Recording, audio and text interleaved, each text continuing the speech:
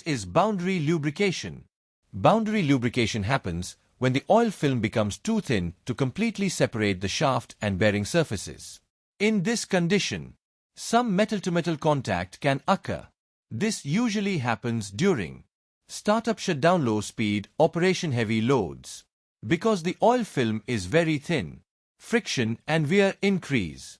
To reduce damage, special lubricant additives create a protective layer on the metal surfaces. Boundary lubrication is common in engines during startup, slow-moving machinery, heavily loaded bearings, industrial equipment. If lubrication becomes worse, the bearing may experience overheating, surface damage, rapid wear, seizure. That's why selecting the correct all viscosity bearing clearance is very important. Simple engineering rule: thin oil film is equal to higher wear risk. Follow for more practical engineering videos.